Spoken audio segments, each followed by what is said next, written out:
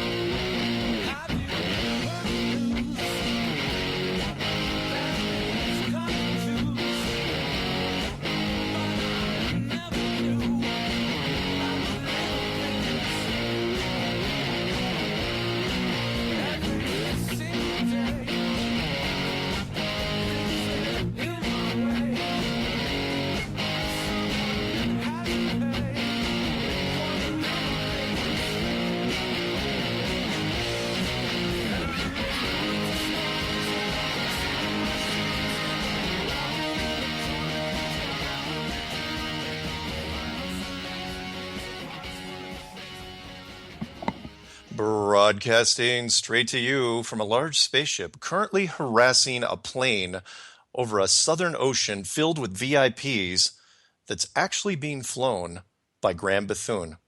See what I did there? I brought in an older episode and I used a reference from that. Hello, everyone, and welcome to Strange World, where the truth is often stranger than fiction.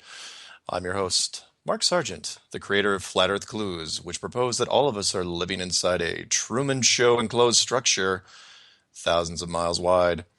Check it out at enclosedworld.com or just Google Flat Earth Clues. My wingman for the show, once again, is Jonathan from Jersey. What's going on, man? Hey, nanu, everybody. Mork and Mindy reference. That's brilliant. Yeah. Robin Williams, the spin-off series from Happy Days, where he played an alien that was tormenting Ron Howard as Richie Cunningham. And what's interesting, the reason why I know enough about that show is because my name's Mark and my sister's name is Minda. So, and you can imagine, we were in grade school when that show came out. Oh yeah, we heard it a lot. Right. Yeah, exactly. But the irony there is, where was that show set? Boulder, Colorado, where I am now. How weird is that? That later, because I haven't lived that many places. I've lived on Whidbey Island, and I've lived in Boulder, Colorado. So I thought that was kind of interesting. So people have been, we're going to open the show with some, emails from people, because people have been sending me some interesting stuff and some interesting questions. And one of the questions they've been sending me is, hey, Mark, why are you putting movie clips at the end of your radio show stuff when you put it up on air? And I don't know if you noticed that, but I was always a big fan of that bonus material when movies started doing that, and I have to look it up and see when movies started doing that. So after the credits, at the very end there'd be that scene. Take your pick. There's just about everybody does it now.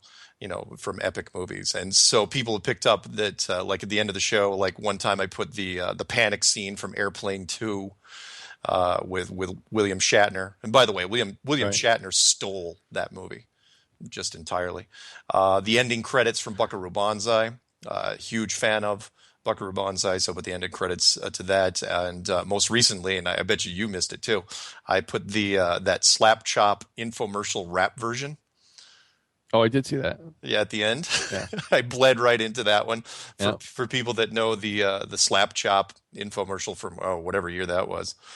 So anyway, yeah. Why I do that is because one, I try to stay positive, and everything you see, there's going to be no doom and gloom clips at the end of this stuff. I try to make people smile, and these are all little things that make me smile. So, as a matter of fact, the one I'll do on this show right here, I'm going to do. In fact, we'll see if you know this one.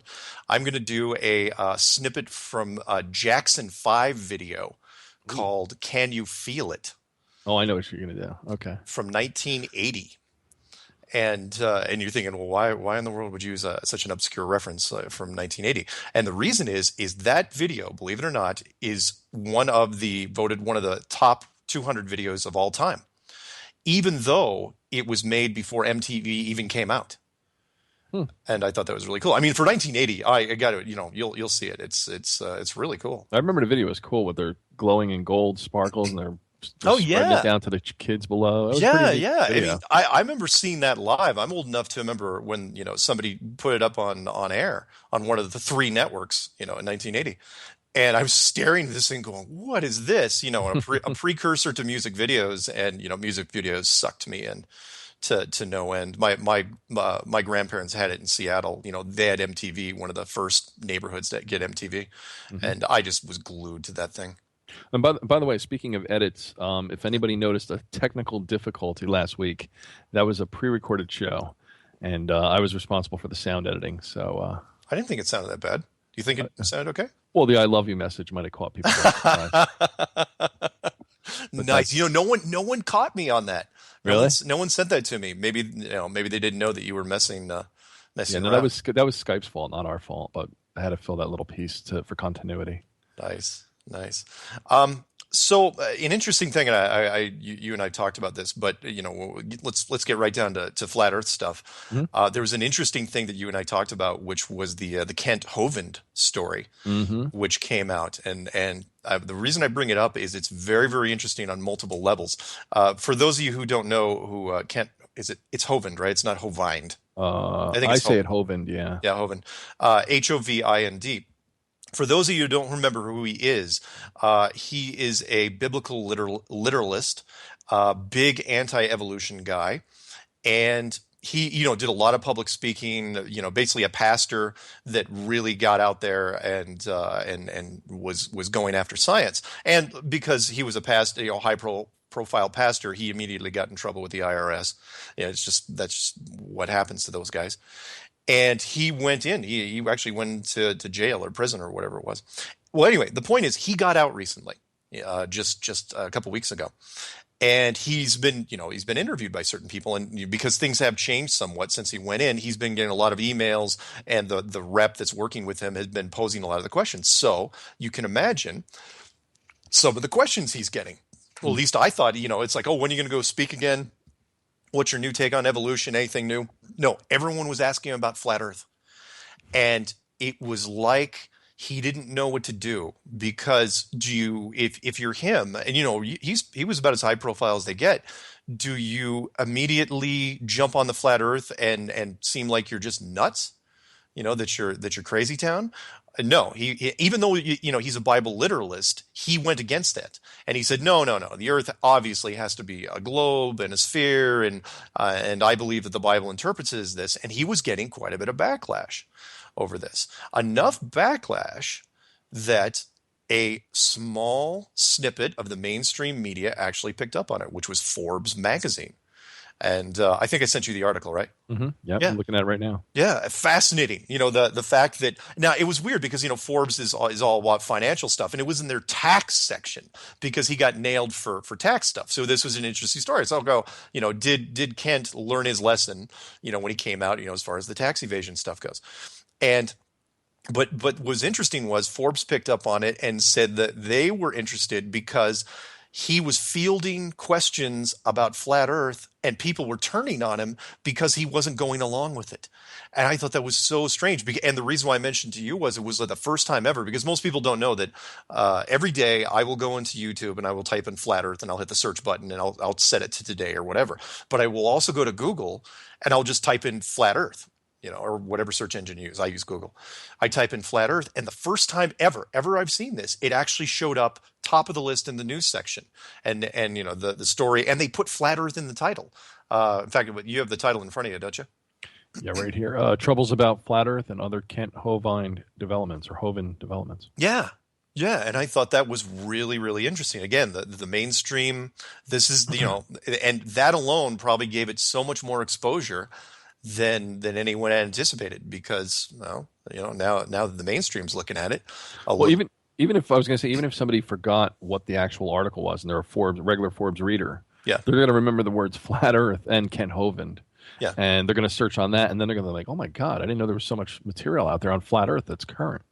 Yeah. I'm sure it opened up some people to like, what's going on? Yeah, exactly. I was just going, holy smokes! What editor let this thing slip? Right. It's like, maybe they were trying to. Well, it's Kent Hovind, so Right. he's into some weird stuff as it is. I mean, anybody that that is a literal creationist, they're going to give him a hard time. And I think is like, let's just see if we can tie the flat Earth thing to him. But he was going against it. But I guarantee, and I put this in one of the posts, because it's been reposted by a bunch of people, mirrored by a whole bunch of people, that look, it's in his head now. I guarantee he will be thinking about this. He will be looking this thing up and going through the material. And that was a couple days ago. Yeah. So I'm guessing maybe next week. Maybe he'll be on the fence. Who knows? Maybe this will be a whole nother thing for him. But he would be a great guy to get involved with this because he is not shy.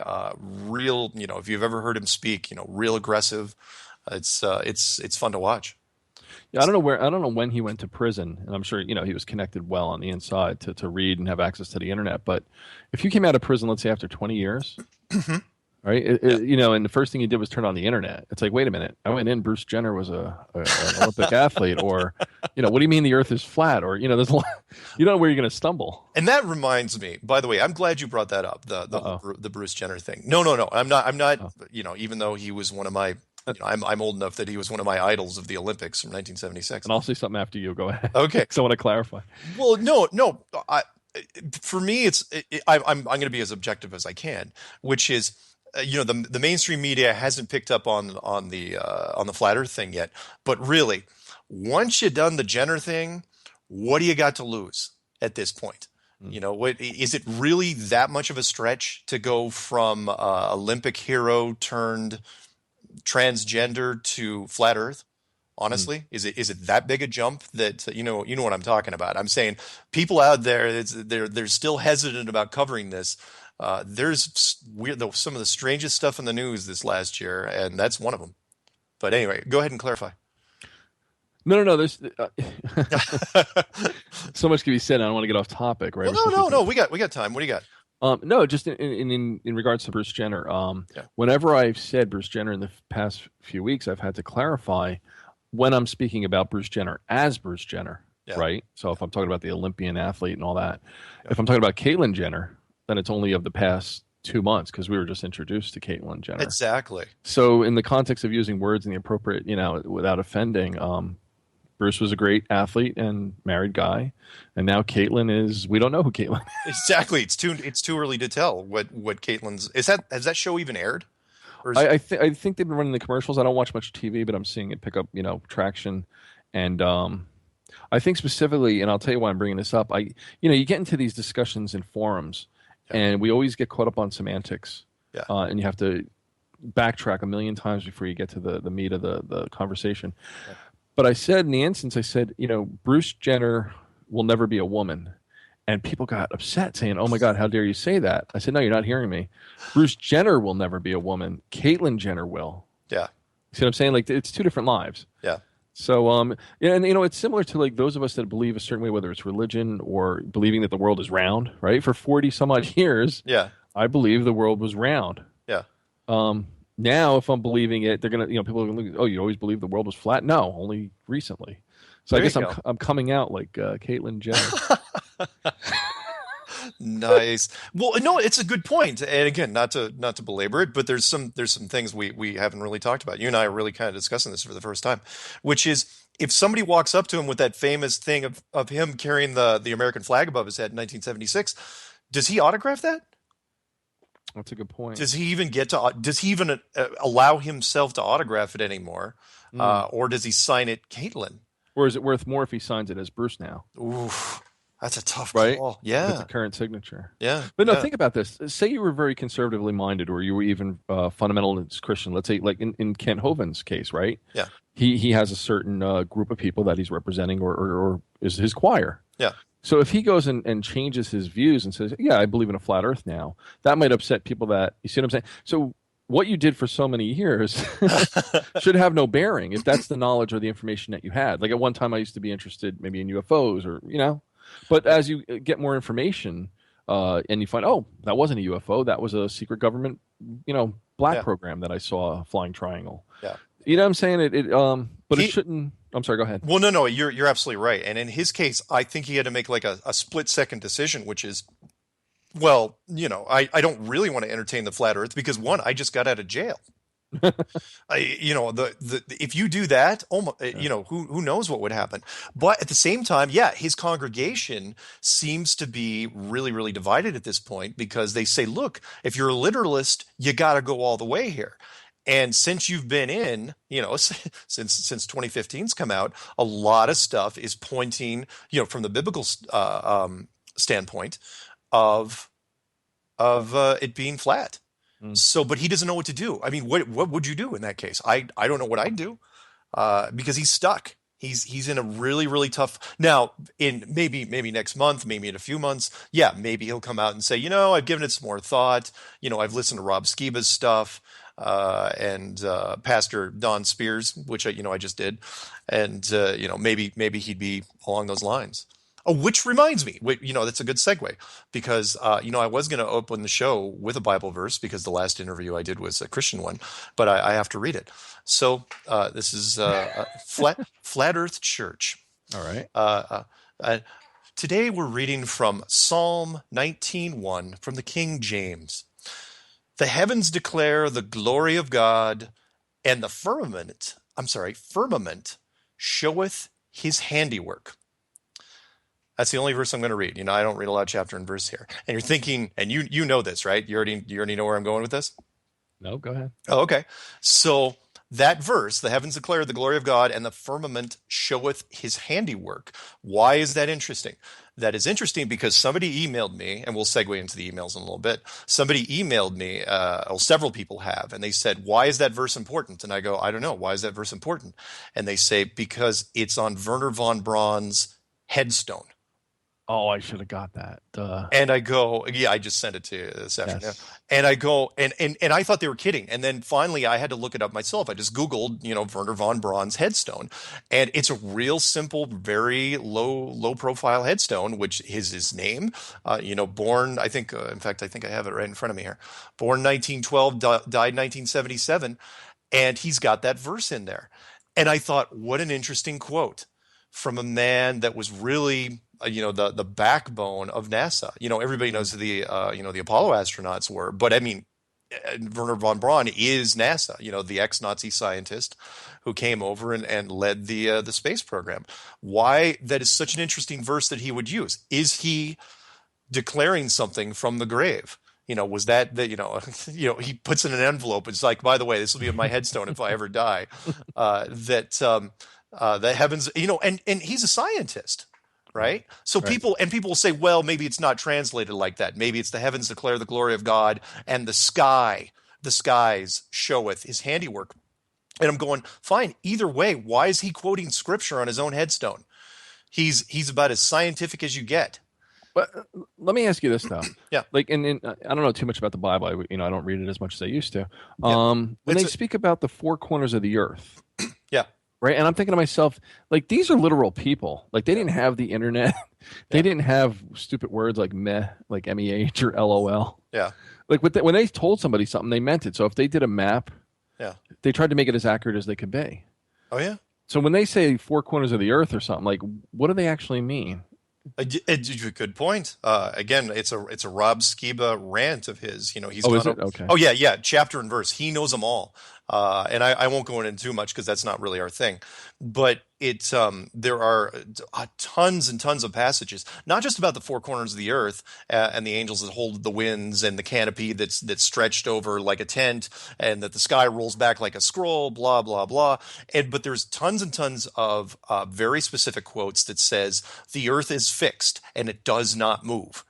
Very, very specific, and it's just peppered throughout the entire King James Bible. And I thought that was really, really interesting because why would you be so specific about that? Why can't the Earth move? Well, if it's a globe, you got a problem there.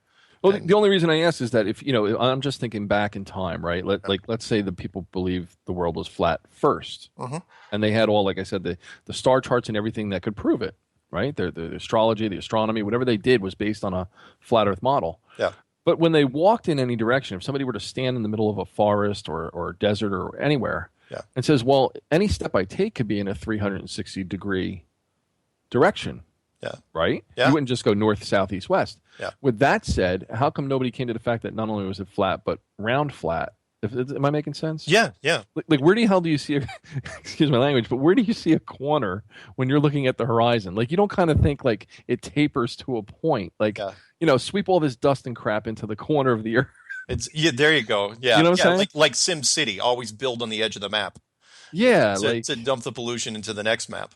Yeah. Because it's kind of like, from a top-down view, it really is like a video game coordinate. Oh, yeah. Right? That three-quarter XYZ view. Yeah. I don't know if that's third person or what would that be called from the sky view. Usually it's like the 50,000 foot view. You know what I'm talking about? Yeah, I do. Like a Sim City or something. Yeah. Sim City as you scroll all the way back.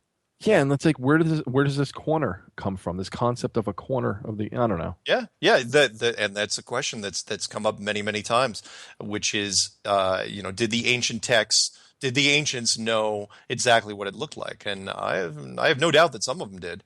The four corners is an interesting one. So anyway, I'm sorry, just one last thing. If I No, sound go ahead, crazy or obsessed about this, it's just remember, in the context of sharing knowledge, these people were very deliberate with their words and their geometra, when they use numbers with numerology. words. Yeah, and then the translations that they had to take it maybe from one language to the next. So they weren't going to mince words. It's not like they could just update it on their Facebook page. Yeah. And go back and edit. Yeah. These things are written on scrolls and stuff. So if you're going to say four corners of the earth, oh yeah. You see what I'm saying? Like, you're not one of the big ones. I think it was from Isaiah, and I am not going to be able to quote chapter and verse. I am not Rob Skiba. I am not Don Spears. But one of them was, and there, it's under hot debate right now, which is he who sits upon the circle of the earth. Okay. Which is interesting because it's not like they didn't have a word for sphere as far as we know, but there's a big debate there. It's like, okay, are you sitting above a circular map, or are you sitting above a globe? And it's an interesting take. I'm not gonna knock it. There's too many things. Again, for those who are Bible literate, including Kent, if he's listening, you got to look at it all. So I'm just open-minded. I just have to I don't know. I totally hear you. And again, for those of you who are interested, look up again. All you have to do is look up the picture. Werner von Braun's headstone. There it is. Why does he have a Bible verse that talks about basically the dome? The literal biblical dome. From Genesis 1:6 or 1:7. Why is that on his headstone? Why? He's a scientist. I don't care if it translates to skies or not. He's a scientist. But, you don't see that on Einstein's tomb, as far as I know. And I'm looking at it right now. I'm looking at your other email, and it's very simple and to the point. Yeah, it's a very simple headstone. You'd think he would have gone more. Why didn't he have any pictures of rockets on there? Why not anything? Anyway. And with that, by the way, I should probably mention there was a guy that emailed me, and I don't want to miss it. Hang on one second. It was about peninsulas. And basically, this guy was kind of a skeptic. We got 3.5 minutes to the break. I think we can talk about it. He was basically, I get a lot of emails from people that throw out concepts at me. And I didn't send this one to you, but I'll kind of explain it. And he goes, it's weird. When you look at the Mercator map or even the Gall Peters map, he goes, all the peninsulas, everything points south. And what I mean by that is, like, think of everything like Baja California, the Antarctic coastline, all the islands of the Pacific Rim, the southern tip of India. He goes, everything points south. He goes, but if you move it to a flat map, everything points out. He goes, like you put paint in the middle of a spinning wheel and spun it. Like he goes, like the continents were being stretched. He goes logistically. He goes. That's really, really interesting. And what he meant by that was he goes. Find me something that points north towards the North Pole. He goes. He's basically saying all the little tips, all the skinny parts of the that's a good point. The land masses. He goes, they all point south. He goes, nothing points north. Like the boot of Italy, like the part of Norway, that dips down. You'd think that Norway, being so close to the North Pole, you'd think that thing would, I don't want to say what it looks like, but you'd think that thing would point up. towards, be more erect and point towards the North Pole. I had to do it.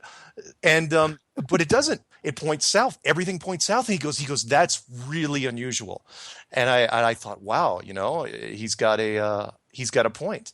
And, That's a good point. And I as I'm staring at the Mercator map, and what he did was he took the Mercator map and to make his point, and he flipped it upside down to where Russia and Canada were on the bottom of the map and Antarctica was on the top. Mm-hmm. He goes, you can really see it there. He goes, when you flip the Mercator map upside down, he goes, granted, it's going to look weird to us anyway, but he said it looks really, really unnatural. And I agreed. And then below in a different map, he puts. Wow. I'm looking at it right now. Yeah. You're right. See oh yeah. But when you look at the flat map, that's again like a spinning wheel, like maybe before the people were put on the map, they just took the continents and just gave it a couple turns, like the wheel on The Price is Right, and all the continents kind of branched out. Of course, it took time and all this stuff, but it's weird that all the little points point down. And I was going, wow, that again, this is the internet hive mind for you. All it takes. This guy was, and I won't mention his last name, because I'm sure he doesn't want me to, but his name is Mike, and interesting guy. So thank you, Mike, for. You didn't want to say his last name because it's Hunt, but that's okay. No, no. He seems to be a little more high profile. Okay. He's actually in the media industry. Don't say those names together. Yeah, no, out of Brooklyn, New York, and seems like a nice guy. So anyway, after the break, because we're already on our first break and we haven't really done anything yet, we're going to come back and we'll talk about, we're going to go through a few more emails and concepts, and then we'll get into flat Earth predictive programming. So stick around, and maybe while we do that, I'll send Jonathan some pictures. So you ready? Ready. Here we go.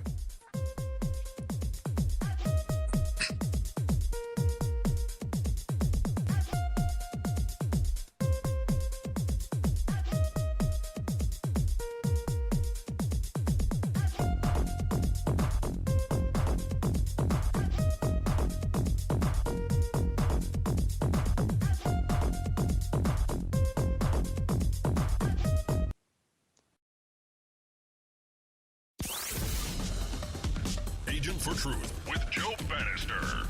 Saturday on Truth Frequency Radio.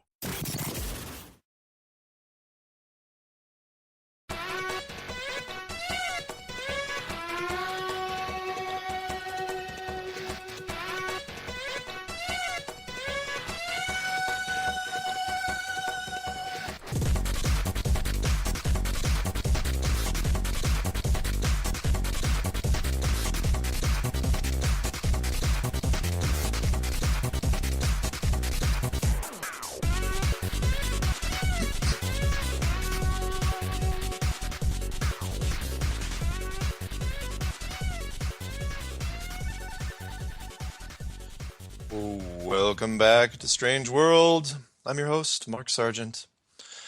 With me is Jonathan, back for stage 2. Is this where we go into orbit? No, nice. You'd know by now, man, that we would hit the dome if we tried to go into orbit right now. Which we may delve into that a little bit before this is over. In fact, I'm pretty sure we will by the time we get to the flat Earth predictive programming. So a few more emails I want to go through, because again, every once in a while someone will send me something that really, I get a lot of emails and I get a lot of phone calls, but every once in a while I'll get one that I got to look at and say, you know what, this is not a bad theory. I don't hate it. I mean, I don't hate a lot of theories anyway, but this one I really didn't hate because because it was theory, but it was based off of he did some math that I didn't want to do. So this is from Lawrence out of England. Lawrence, you know who you are. This is, in fact, the same Lawrence that helped me out with Clue 7, as a matter of fact. He gave me the title for the long haul when we were comparing notes on the flight data on the Southern Hemisphere. So he's really big into distances. And he says, Captain Cook spent 3 years, this is hypothetical, mind you, right? You got to buy into the first part, which is Captain Cook spent 3 years sailing around Antarctica, trying to find the circumference of it. And he calculated the distance at 60,000 miles, which is huge, right? So you got to take that as fact first, right? Whether or not it is. So using that, right? Using the Santiago, Chile to Sydney, Australia air route as a starting point, I plotted this on the flat Earth virtual straight line and added the distances from Antarctica to Santiago and Antarctica to Sydney. The total distance across the flat Earth comes to so diameter, about 20,000 miles roughly, which gives about 63,000 in total. Knocks a 5% to allow for the slight deviation off of a straight line, and we have about 60,000 miles. Right? He's going, okay. Yeah. And I know the math is kind of dizzying here, but you'll see where I'm going in a second. Using math, this gives the Earth a total surface area of 287,000 million square miles. Right? The official surface area that science tells us on a globe is about 197,000 million square miles. The landmass of all this, most of it's water. The landmass is 29.2, which gives the official landmass of 57,500 million square miles. So using proportionally, the landmass of the flat Earth would actually be 83.8. And so he's saying, so Math Powerland was right. they may be hiding actual land over 26 million square miles, but math thinks that they're hiding land outside the barrier. But Lawrence is hinting that maybe they're hiding land inside as well. I was going, it's not bad, not bad. I thought that was an interesting theory. That is interesting. Yeah. Yeah, so there you go. But the one I want to you read this one. This is the one from the guy that was in the United States Army, which was and this was from a guy named Chris. And Chris says he was talking about he'd been listening to the show, was a big fan. And he says that he's been wanting to send me an email. He travels all over the country for work, flying and driving to some pretty remote locations. He goes, and I'm reading from his point of view. He goes, I deal with GPS limitations all day, from phone-based to having owned almost every major brand of handheld device.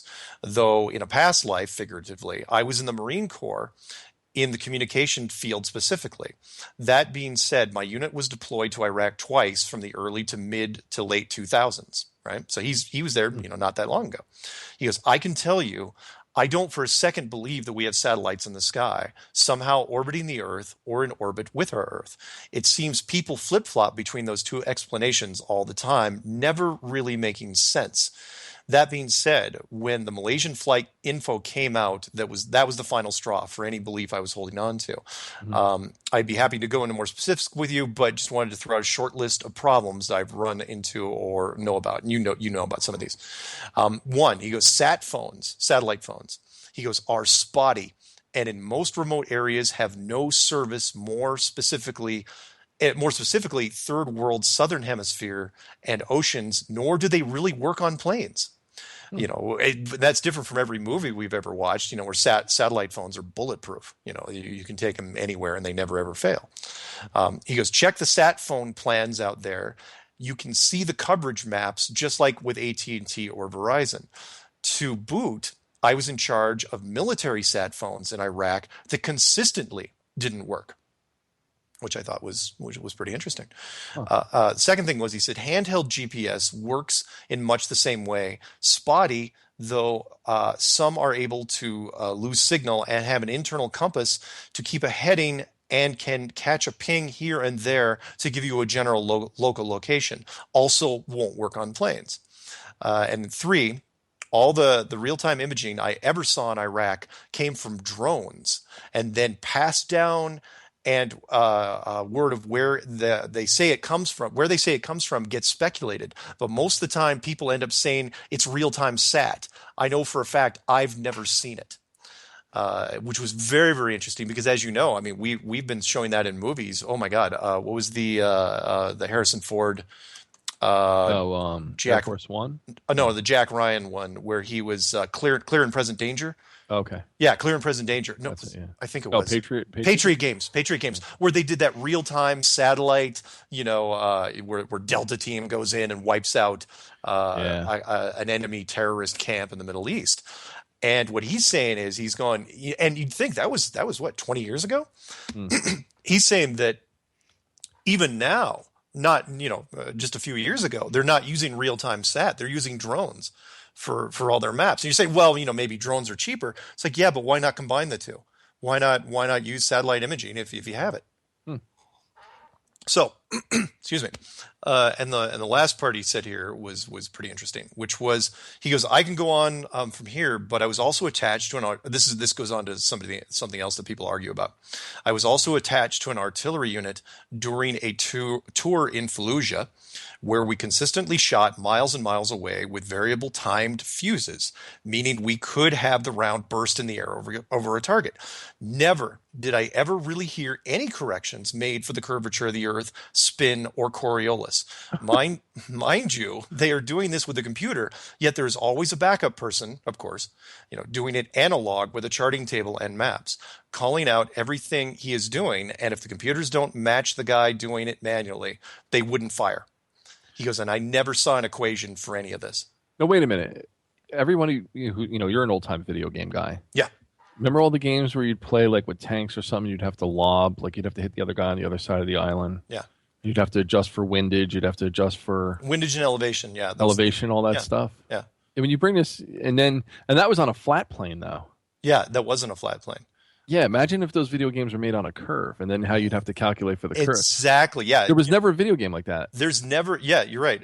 I have never played a video game to date where curve was actually factored in. Right. Even the greatest game of all time, World of Warcraft, it's flat. I mean, it doesn't matter how big they make the maps. I mean, it's a vast, vast world, and it is perfectly flat. Why? Because it's easy.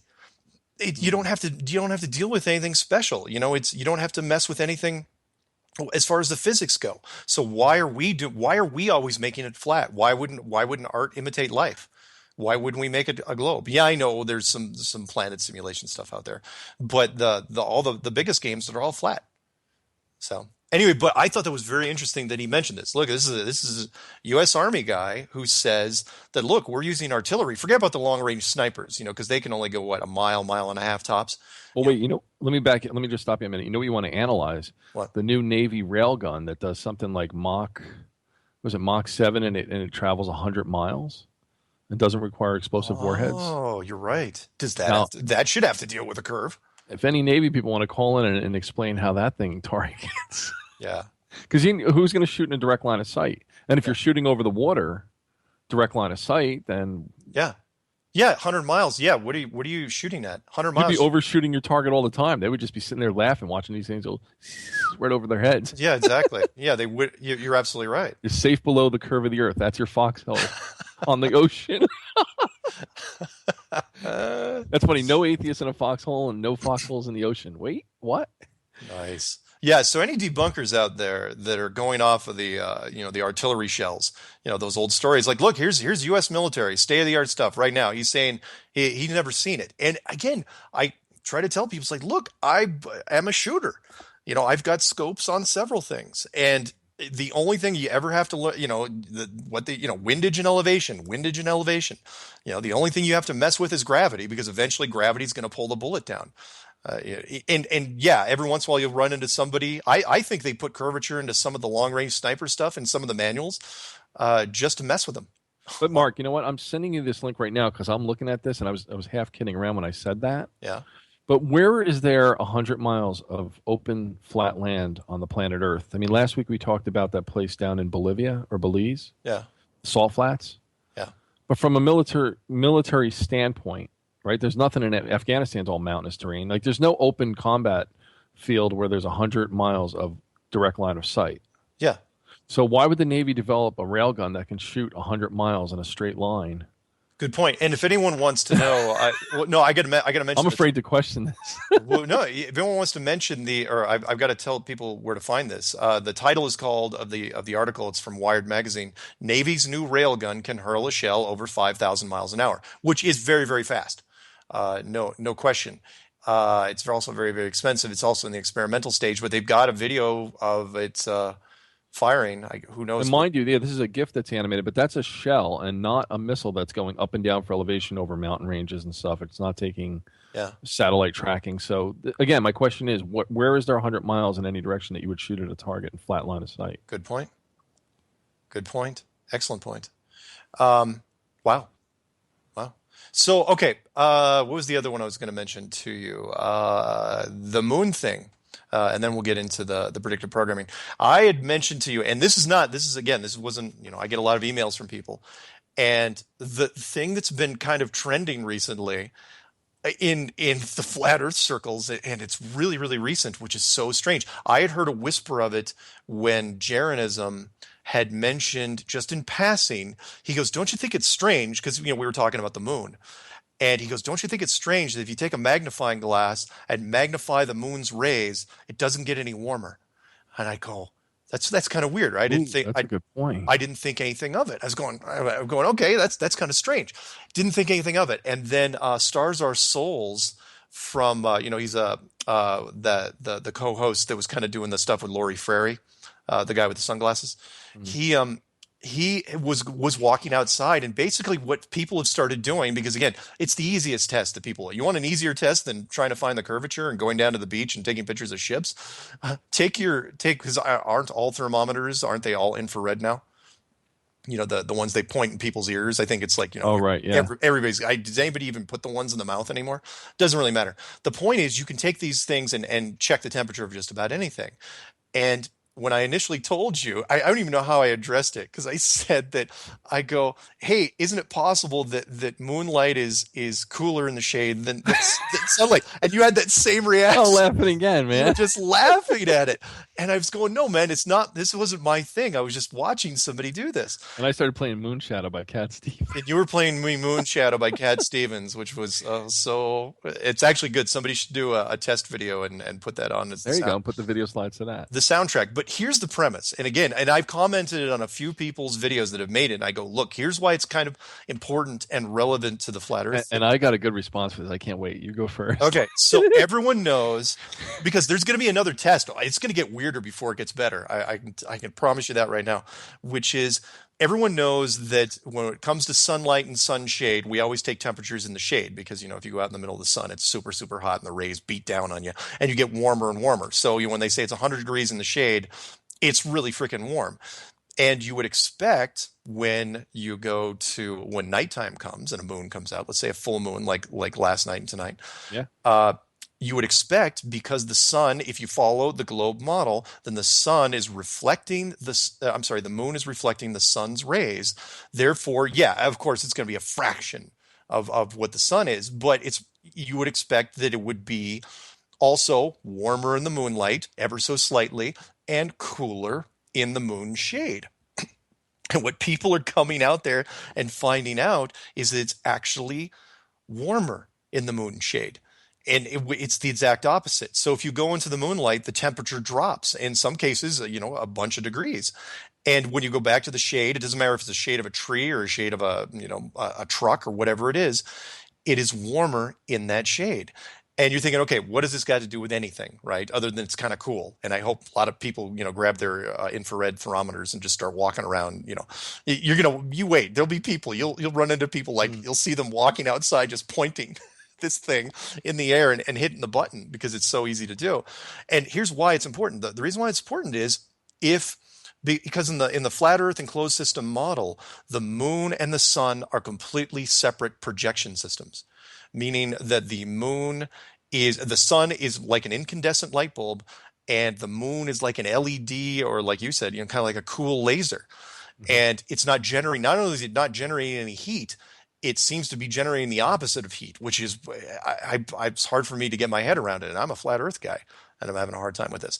But there have been several people already in the last week that have already put out videos. One of them isn't even titled flat, doesn't have flat Earth in the title. It's this guy, that says, "Is moonlight cool?"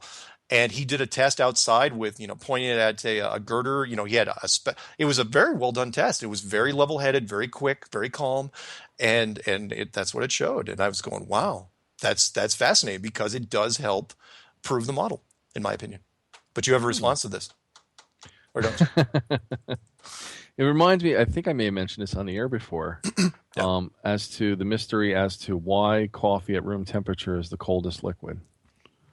Oh, right. You told me you have coffee in a coffee cup, if anybody wants to do this experiment. How come if you put a cup out and you didn't know what was in it and you go to drink from it, you're like, oh my God, this is ice cold, right? Everybody's done that. Yeah. And it could be in an enclosed container, it could be open. Yeah. But yet water at room temperature, even soda, is tepid at best. It's room temperature. You don't think, and you're like, oh man, this needs an ice cube. Yeah. But coffee's always cold. Yeah. Good point. Good point. Now, one more thing to this moon test. No, I like it, but I'm not letting you off the hook here. I'm just messing. You're going to like this because no one's done this test yet, and I hope somebody does it because it's super simple to do. And that is, you want to see some weird stuff. Watch what happens now. I'm going to combine the Jeranism observation with these people that are walking around, pointing infrared thermometers in the air, like they're crazy people. And that is, all right, let's say the moonlight is a cooling light, literally a cooling light. What happens if you magnify it, to a point on the ground or an object, point it onto a cardboard box and then put the thermometer up to it? Does it get colder or does it get warmer? Meaning, if you magnify cold light, does it magnify the coldness? Or does it get warmer? I'm dying to find this out. Well, no, I'm looking, and I'm looking at it from a spiritual or Chinese medicine perspective. Yeah. And I put in the words cold and full moon. Yeah. And there is something on this. It says, since the full moon initiates the waning, or is that waxing and waning of the moon? Yeah, waxing and waning. Yeah, waxing. Or cold half of the lunar cycle, in which the moon is decreasing in light, heat, and energy output. But the moon's light, dry, still predominates. So, yeah, it says that the full moon phase, which lasts until third quarter, has a melancholic temperament that is cold and dry. And the Chinese are always talking about cold and warm. And I don't know if it means anything to this, if it pertains to this. No, you might be right there. But the question is, why hasn't, again, talk about your weird awakening 100th monkey effect. Why didn't anybody notice this until now? Is it because we didn't have any thermometers to check it? Nobody bothered. I mean, honestly, until infrared thermometers came out, who has thermometers lying around the house that you could actually, why would you ever test it? You never would, because the test with an infrared thermometer is instant, and somebody just stumbled across this. It's incredible. It's a weird thing, but everything that I have watched so far, and again, debunkers, let's have fun with this, because if you're going to come out, it should be the opposite. It should be that moonlight is a couple degrees warmer, maybe 3 degrees warmer. It should be reflecting the sun's light, unless it's not. And if it's not, well, then what is the moon? Then we go into the whole Crow 777 argument again. And that is, if the moon is a projection system, it must be using a completely different light construct to do it. And I just find it intriguing. So, cool. Yeah. There you have it. So 6 minutes to the break. And we should probably get into a little predictive programming. Otherwise, people are might get a little... They're going to stop listening. Yeah, they might stop listening.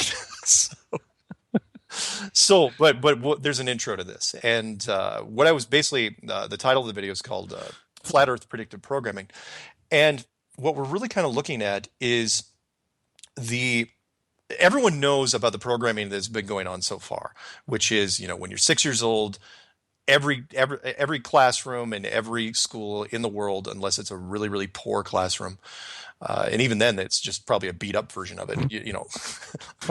I'm sorry. I'm What? just thinking of some, third world country. It's got a dented globe or a flattened globe. Dented globe from the 30s. And it's probably more accurate than the globe model. There you go. Yeah.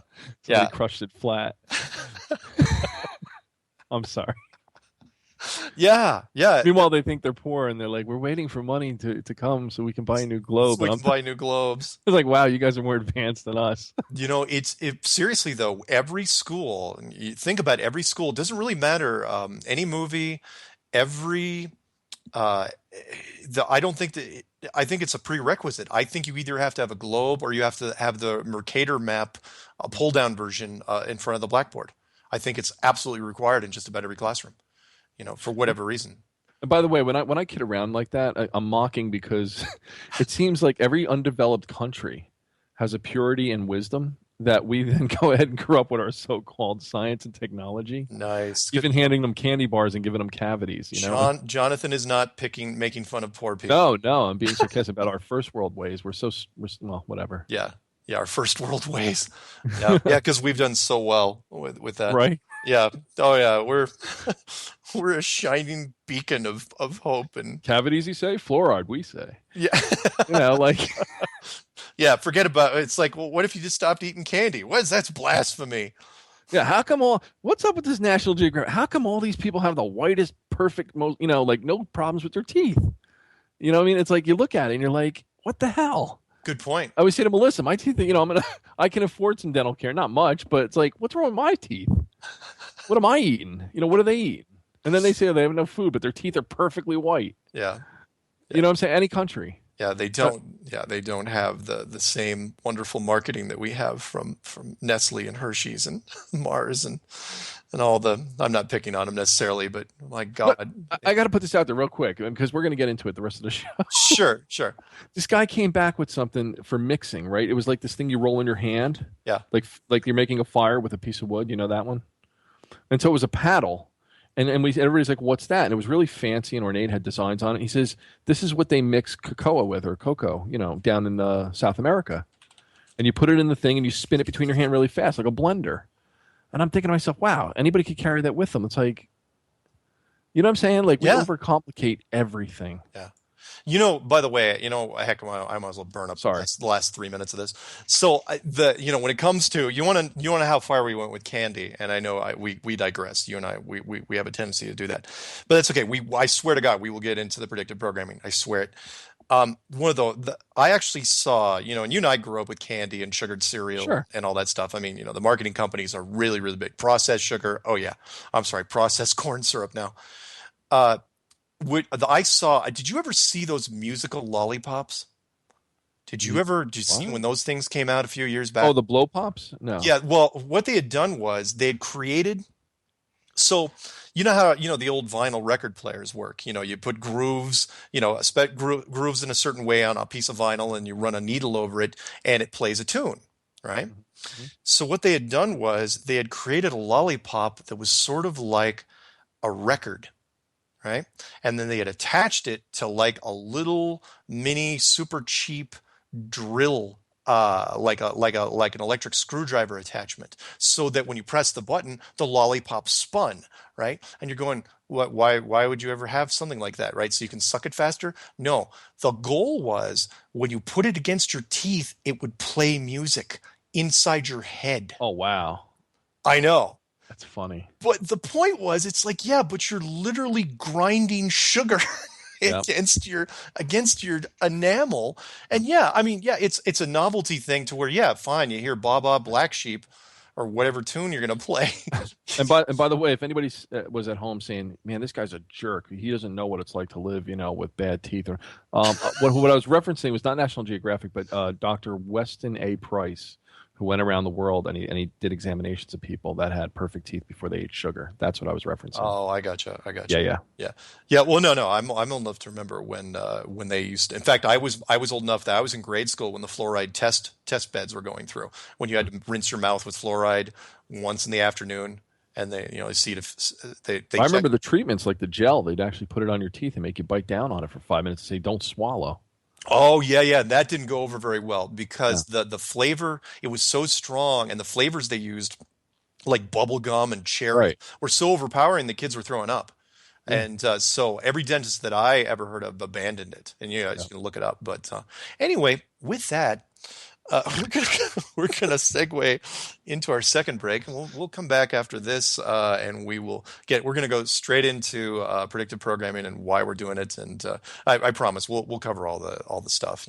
No more tangents. Nope. I'm not gonna promise that because the fact we're talking about media almost guarantees that we're gonna go into tangents.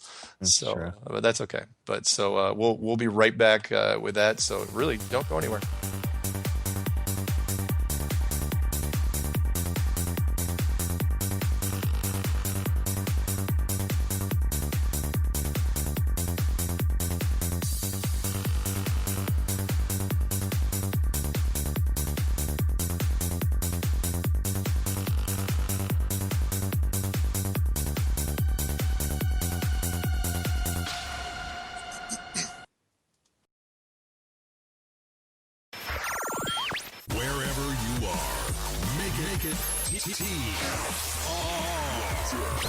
Truth Frequency Radio.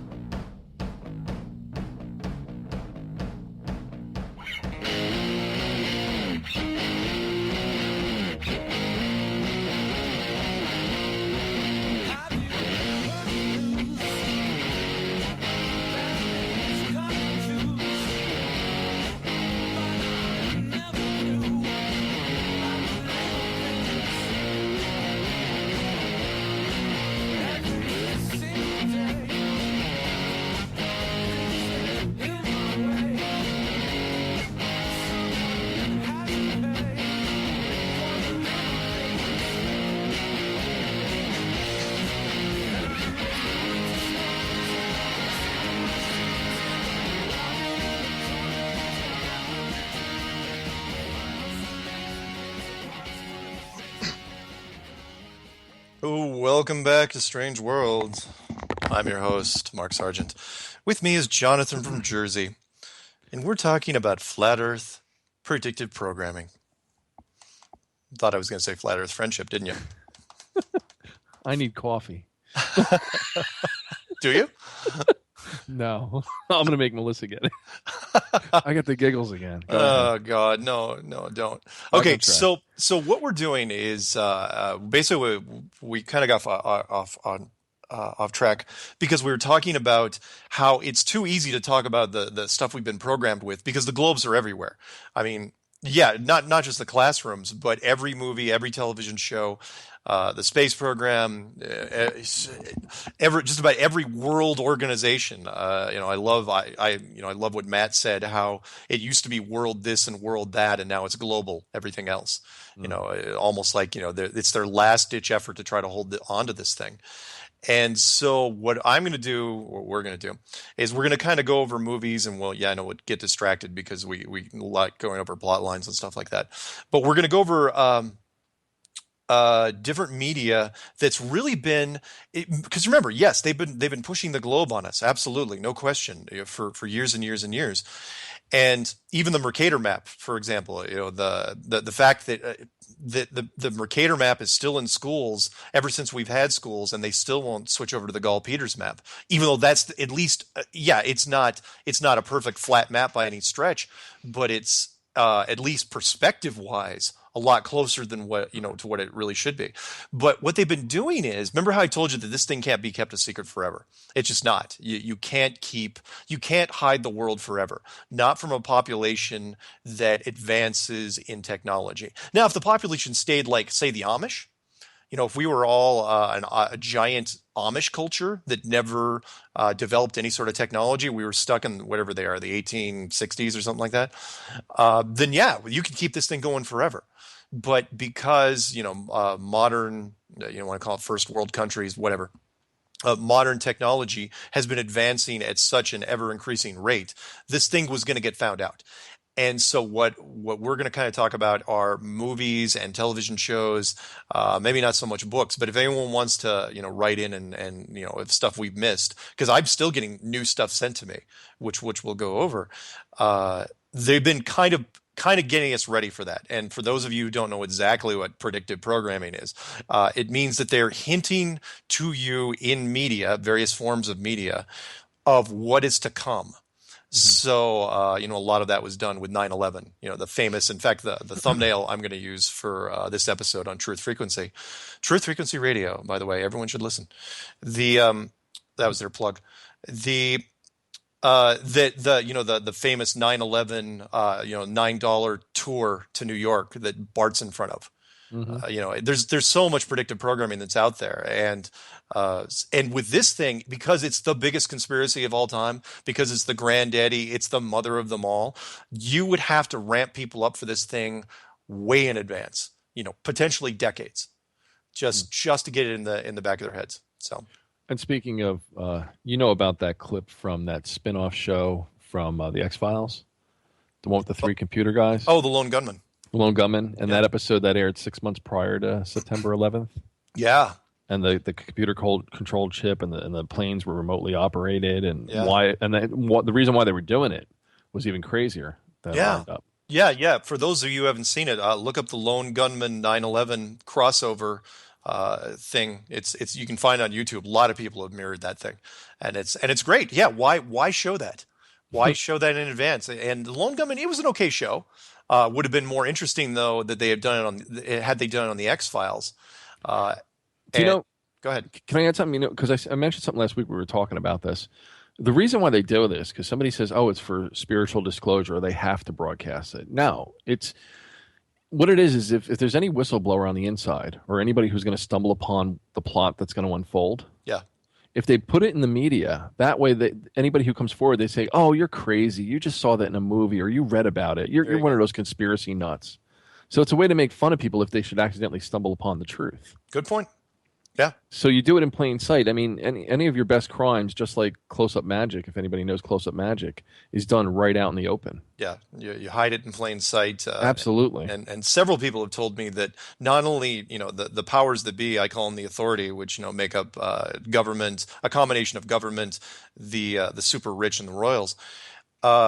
It's almost like their part in this game is they have to tell you in advance through some form of media that it's going to happen. And I've heard that several people have said, look, it's part of the rules. I was going, what rules? What rule book is that? And can I say something again? Sure. I mentioned this last week on the air briefly, but I put that out there back in 2000, I want to say 2002, 2003, Yeah. in the old GLP forum. And I used to put a couple things out there because I used to be more active, let's say, in my previous life. Yeah. And under other aliases. But that said, I used to see what would pick up traction and where it would go. Yeah. And it would astound me as to who, and I would perpetuate it. I would go under other IPs and other nicks and other aliases, and I would, Yeah. And it's amazing what people run with. Yeah. Yeah. So, very, very, very true. With predictive programming, it's so weird because it's this, we normally find out about it way after the fact, because we do try to scour the media and everyone makes predictions, but more often than not, we find them after it's happened. The lone gunman thing, how long did that take before somebody figured that out? It took them a while. Now, who was it that said if you tell a big enough lie and tell it frequently enough, it will be believed? You mean Adolf Hitler? Oh, that's right. Never mind. Bad quote. Yeah, sorry. That was Adolf Hitler. Yeah, well, repetition is the key. I mean, that was one of the big thing in the Third Reich, and that is, you push it, propaganda. They were very, very, very effective at it. But yeah, so this thing, and I touched on it somewhat in one of the clues where I was talking about some of the movies, and we'll go over. But there's so much more I could have done, but I didn't want to beat it into the ground necessarily. But there's so much that's been put out there, and by that I mean either alternate realities, enclosed systems, or an alternate world where you're kind of locked in. And I made a list of them. I'll go over the obvious ones first because we won't touch on those too great a length because they've already been touched on in the clues. And one, of course, was 1998 Dark City, which was, again, every movie that comes out, what I try to tell people, let me backtrack for a second. People, you have to understand that it's not just the real world that is controlled for the most part. Like They Live, the movie from 1986 with Roddy Piper. And was it Keith David? I think it was. I didn't even look that up. Yeah. That was good. Yeah. They also control the fictional world, and that is they not only do they not let moon movies get made, but they will also look at other, again, think about all the, the pro-war movies that are made just about the time we're going to war with somebody. We like doing that, and we can do this for other things, like when, if it comes to pushing stuff forward as far as the enclosed world or a flat Earth or whatever this place is, they've been hinting at it for a long time, and we'll look at some of these, like Dark City, perfect example, 1998, an alien civilization creates a city that's circular. It's only as big as a city, though, but everyone's trapped in it, but nobody knows they're trapped. They're stuck in the city, and they keep going in circles, and since they change their memories on a regular basis, they don't know. And that's part of one of the clues why I named it Shell Beach, because that was the joke. The inside joke was you can never make it to Shell Beach. Our Shell Beach, where we are, would actually be Antarctica. We can't get to Antarctica. Everybody knows it's there, but you can't get there. You can try to get there. You can get to the edge of it, maybe, but that's all you can go to. Now, could they stop everybody if we all decided to get in boats and do a mass exodus towards Antarctica? Yeah, they could. Because that's why, and maybe that's it. Maybe they knew in advance. For people that, and I don't know if we talked about it much on this show, but look it up. It's called the Antarctic Defense Force. It's a real thing. It's not a secret thing that's on a weird conspiracy website. It's a real thing. The Antarctic Defense Force, multinational, state-of-the-art technology. Fighter planes constantly, flying along the coast. Why? Where are they flying for? Why? They're protecting penguins and snow cones. Exactly. Why do you have fully armed F-16s? And I know those aren't state of the art, but there's other planes. Why are they flying? The coastline. I talk about a boring gig. Nothing ever happens down there. But you're spending tons and tons of money to protect something that nobody knows anything about. That is your Shell Beach right there. let's look at something that isn't normal though. People, because people email me, they said, they people see it in movies and they'll email me, say, what about this? The Hunger Games, perfect example. 2012, Jennifer Lawrence's rise to fame through the Hunger Games. I'm right on that, right? That was her big vehicle. Yep. And they've made a bunch of them. Where are we on the third one? And there's a fourth one coming. I can't keep track. I just see her up there shooting a bow and arrow. But the whole point, yeah, nice. But the whole point is the game grid. You're under that weird dome, which she ends up shooting through. And I don't remember which one she shot through in the second one, or to rebel against the people that are running the show. Well, they keep putting it out there too. Like the Maze Runner was another one, and I thought even some aspects of Inception. There were times when there was circular or multi-layered, worlds with parameters. Yeah, in fact, I just watched before I got on tonight, The Maze Runner 2014. Again, and these are very current. You got to look at how many things have been coming out currently. And we'll go over as many as we can before the show runs out, because we have one more section after this. But The Maze Runner 2014, really like a version of Dark City, only it was set on the ground. It was kind of like a cross between Dark City and Lord of the Flies, which was weird. This weird oasis, this square. You were looking for the four corners. There you have it. This square oasis in the middle of a circular map, and on the outside of it was this maze that they had to try to figure their way out of. It was fraught with danger and horrible monsters, and it was awful. But they were pinned in this system, and it came down to a lot of them were like, we're happy here. We get fed here. We live comfortably here, relatively. Why rock the boat? Why go for broke? Why not just stay in the Central Park? Why not? Why leave? And it was an interesting take on it. What was the other one you mentioned? Oh, Inception. Inception. Yeah, also an interesting one. 2010 with Leonardo DiCaprio. A great movie. If anyone hasn't seen that. And some may argue, well, it doesn't really apply because of the story and what it was actually about. But I'm talking about the visuals, because they know sometimes, the whole predictive program. It doesn't have to be what the story is. It's what they want to slip out there into the consciousness. Yeah. That's an excellent point. Like when you find out at the end, and spoilers if you haven't seen it by now. Look, that was 5 years ago. Where Leonardo DiCaprio seemed to be building his own world that he didn't want to leave. Mm-hmm. You know what I mean? That he was actually stuck in his own. Now we don't know if it was circular or if it was a globe or a sphere or anything like that. But yeah. I mean, little subtle undertones there to where worlds within worlds, which was very interesting. Tron, the same way, and I'm talking about the remake, not necessarily the stellar version from 1982 with Jeff Bridges and Bruce Boxleitner. Oh crap! I've got to mention her. Now, what's her name? Cindy Williams. No. Cindy Morgan. Cindy Morgan. Cindy Williams was Laverne and Shirley. Cindy Morgan, the female character in the Tron from the 1982 version, if you guys didn't already know, was the same woman that played Lacey Underall in Caddyshack, that epic comedy movie. So sorry. Go ahead. Oh, what I was going to say is, Tron. It's an interesting one that you bring up, because if you have a playing field or you have a simulation, right, or much like the Star Trek holodeck, they never account for or create a curvature of that plane as well. Excellent. Just like video games don't. Yeah. And if you're basing all your calculations of what you're simulating, gravity, trajectory, and other things, you're going to base it on real world values, aren't you? Yeah. Like, why would you make a simulator, right? Yeah. That would be different from the Earth. Like, you wouldn't say, okay, the Earth is round, so we calculate, jet planes traveling from here to here. We have to account for this, that, and the other, right? Windage, wind, the whole 9 yards, gravity, weight. But when we make our simulations, we don't have it, like you said, because it's easy. Yeah, programmers are lazy. I can tell you from personal experience. I've dealt with a whole bunch of programmers, and now that I'm actually delving into the programming thing a lot more myself. Go ahead. That's true.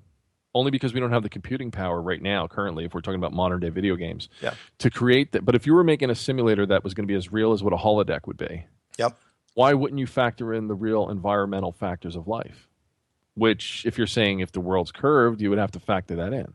Well, okay, and that's an excellent point. I was discussing this with somebody today, which is you'd still take, again, because you'd still going to take the easier route, because it's like the old Sun Tzu Art of War thing. Water always takes the path of least resistance. If you can fake it, that's what you do. So if you can fake a globe, and it's easier, if faking a globe, I'm going to use the line from Fight Club, and that is, if faking the globe is easier than making a real one, you don't make a real one. See what I mean? Because then you have to make an entire solar system that goes along with it. If 99.9% of the population buys the fakery, Right. then that's what you go with. And it still makes it more interesting, because you get this tiny, tiny percentage that knows, but it turns out, because our civilization, especially men, are so power hungry, that it adds a neat little nuance to it, to where it's like, oh yeah, look what these guys are doing with their power. Well, I guess I'm putting this out there too, because I'm trying to plant seeds. Like, I'm a change agent, right? Sure. And so I've done this in the past in forums. So now I'm putting it out there to the listeners. Yep. If anybody knows how to program, and let's say we play a game like there's one called Elite Dangerous right now, or any space-based game. Yeah. When you go into space, what do you see? You see a planet and you fly up on it. Yeah. And then you go down to it and whatever. If anybody wants to make a game and has that kind of programming ability, why not make a model of a planet and then make your space fighter ship, whatever, able to go down to it at different elevations. Yeah. Do the calculations for the curvature of that planet, and then go ahead and do all the simulations that you want. You see where I'm going with this? Yeah, I do. I do. Start to fire lasers, start to fire bullets, start to do whatever you want in that virtual world, and then say, oh my God, wait a minute. Yeah. Unfortunately, and they'd learned this as they were programming it, is that you can't be objective when you're a programmer, because you're programming in the physics. The whole physics engine, and you have to base it off of, and of course, again, programmers cheat, because once you get down to the planet, so getting to the planet, oh yeah, the planet's round, but as soon as you land, it's flat. Well, as soon as you go through the clouds, everything's everything becomes flat. You do not keep it round, because no one wants to deal with the real physics that are involved. I know that sounds horrible. It becomes Atari 2600 with better graphics. Yeah. The point is, and I kind of touched on this in the last interview that I did. It's like, look, regardless of who built it, they built it with extreme efficiency, and the most efficient way to build something like this is to build it flat, build it small, and fake big. Because nobody's going to freaking Jupiter. Nobody's going to Saturn. You can increase people's imaginations, especially the science fiction. Gattaca did it. Yes, Gattaca did it. And Red Planet did it. And Solaris did it. How many movies? And a new one coming out with Matt Damon. Oh God. There's so many movies that reinforce that. But again, it inspires our imagination. I totally get that. But the point is that if you can fake it, that's what you go with, because it is from a resource standpoint, from a design standpoint, it is way, way easier to build it flat and then build the simulation around it. No different than, again, the Truman Show, which I'll segue into the Truman Show again, and that is, look, because the people are born into it, they're going to buy it. Which means, in Truman, how many people like Truman could you fit in there and they'd still buy it? As long as you kept them away from the edge, they're going to go for it, because if you're born into it, you immediately trust your environment. If your family says, "Oh yeah, you live here," your teachers say this, the government, the local authorities say this, you're going to buy all that stuff. So again, faking it, so easy to do. And it's something like this, because all you need is negative reinforcements on the side. The upper section. Look how long it took us to develop any sort of rocket program. It took us the better part of 5,000 years. And once that happened, well, it was easy to do. Can I ask you a question that I asked you just earlier this week? Sure. And at first it was a bit of an absurd question, but when you really think about it, it's not. Okay.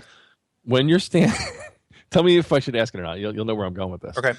When you stand on a seashore and you're at sea level. Yeah. Right? Yeah. What is sea level? Is sea level the same anywhere you stand at a shore's edge? Oh yeah, good point. I know that sounds ridiculous. No, it doesn't. Question. It doesn't, because I came back with that the Stephen Wright joke, and that is, it doesn't matter what temperature the room is, because it's always room temperature. Room temperature. Yeah. We assume things. What's room temperature? Well, it used to be 72, and now it's 68. Right. But because I was old enough to remember that. But it's an interesting point that you'd mentioned that, and I think I'll respond the same way. And that is, yes, sea level should be the same no matter where you are. However, from what I'm told, is if you blew, if you opened all the gates on the Panama Canal, the water would only flow in one direction, and it would flow at a pretty good rate of speed. And I can't remember if it's going from west to east or east to west. But if that's the case, then there's got to be some sort of slight difference there. And why is that? We don't know. I'm still not going to, I'm still never going to say that water curves. But you remember the example I gave you too. I said, what would you say the calculation was for every mile that you go out towards the horizon? It drops how much? It is. Hang on 1 second. 8 inches. Well, it's 8 inches per mile squared. So it is what that is so the first one is 8 inches. So the first mile, because you're not squaring anything. The second one is, if it's 2 miles, then it's 2 times 2 times, which is 4 times 8, which is 32, right? And 3 is 6, which ends up 72 inches. So anyway, so it's 8 inches, 32 inches, 72, 128, 200, 288. How many miles do you want to go? How far do you Well, my point is if I'm looking at a city at a distance across a body of water, like Chicago, 50 miles away, it should be 1,700 feet roughly, if I round up. Lower or higher? Lower. 1,700 feet it should drop. If it's lower over the horizon, you're saying? Yep. 50 miles. I'm looking at it. And equally, I should be lower over the horizon. If you're standing on that side. Yeah. But I'm saying if we can see each other from shore to shore, right? You're saying for every square mile that drops. Yeah, every square mile it drops increasingly. But if I can see a city like New York City, I'm in New Jersey near Sandy Hook. Yeah. So if I'm looking at New York City across that bay, and I should look at a map and see how far it is. You should not see a lot, which was what part of Jeffrey Grupp's argument, which is there appears to be no drop whatsoever, and the reason the buildings and the ships are being cut off is because of refraction. Am I looking over a hump of water? Is the water actually going up? Like when you fill a glass too high and it has that little bubble? No, exactly. That was his argument, which is why he talked about the salt flats down in Chile, and that is water doesn't curve. It doesn't bulge. The scientists will come back and tell you that water does curve. Right. But the thing is that water never bulges. It will always, find its lowest point of equilibrium.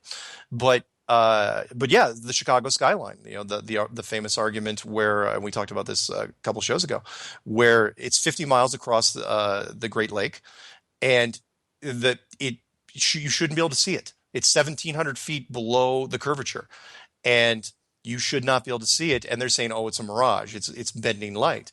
But Jeffrey is doing, his best, and other people are too, that is not the case. That slowly but surely this curvature thing seems to be getting exposed.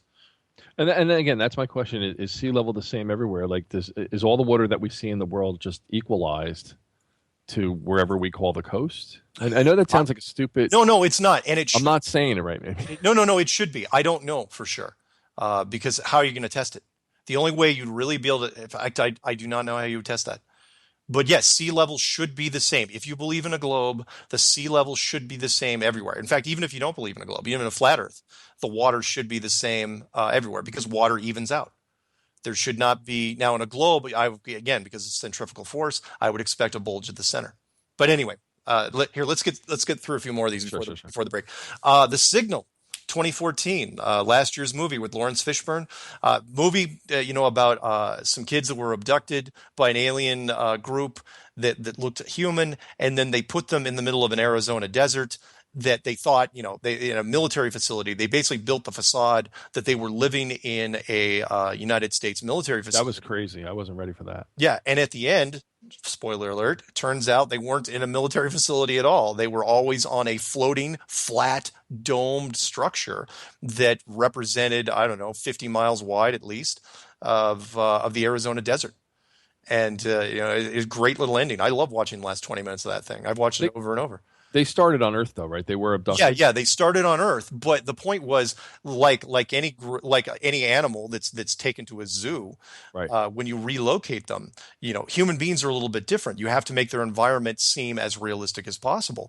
But when they put them in there, yeah, they were in a backwater place in Arizona, but it looked real, of course, and it felt real, and they bought it all the way to the frickin' end, literally into the last 2 minutes of the movie. They totally bought into that they were still on Earth, and they weren't. Which makes you wonder, could, a civilization like ours be completely relocated to a different place? People say, are you flying in space? Are we flying in space? It's like, yeah, you could be relocated. We got 15 seconds till the break. We're in the cosmic zoo. Yeah, there you go. Could the whole Noah's Ark thing, the fact that they built the Ark without a window, was that just because they didn't want you looking out and seeing where you're being moved to? Like a goldfish in a plastic bag type of thing. So anyway, when we come back, we're gonna knock out the other predictive movies, including the television shows. So stay tuned. We're in the last corner of the show. Yeah, fun. Nice. Last corner of the show. I see what you did there. Uh-huh. That's why we don't talk more. All right. Shut up.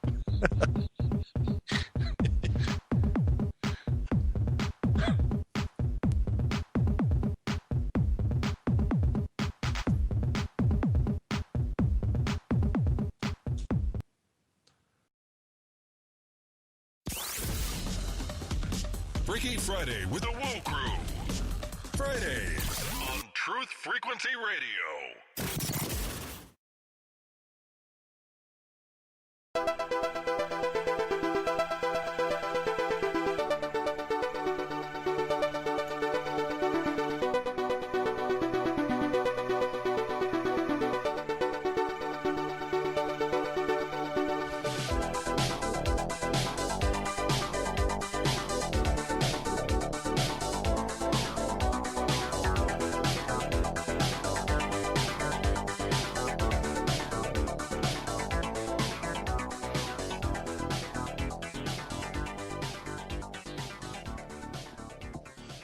Welcome back to Strange World. I'm your host, Mark Sargent, with my wingman, Jonathan from Jersey. That little riff, that little electronic riff, was from a game called Souls in the System. Actually, it was called from Shadow Wraith.